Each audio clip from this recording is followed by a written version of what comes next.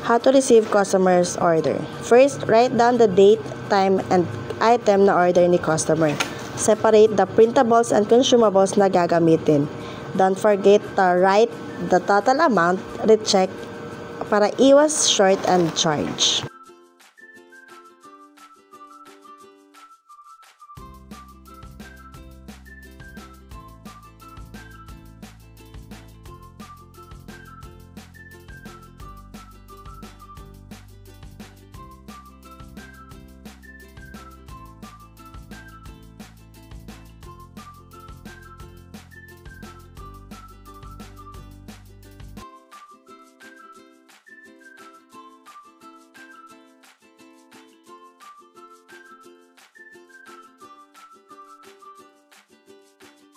After filling in, let the customer fill up the customer's name, contact number, and signature.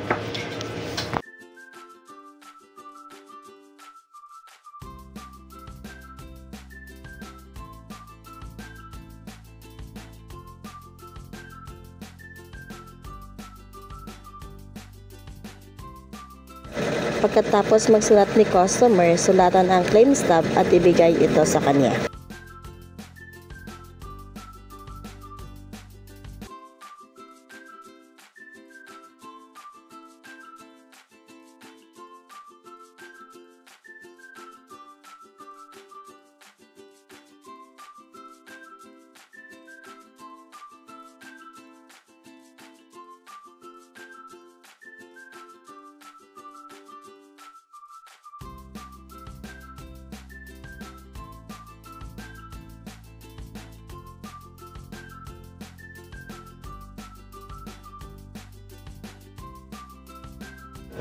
Pagkatapos magbayad ni customer, ibigay kay graphics ang design stub mula sa work order.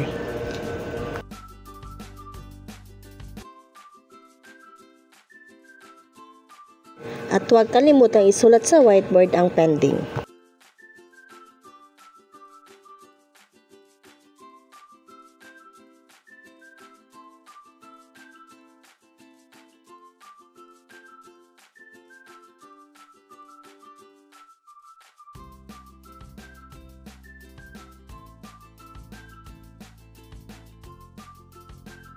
Pagkatapos mag-production, ay lagyan ito ng pending label at i-inform si customer na item is ready for pickup.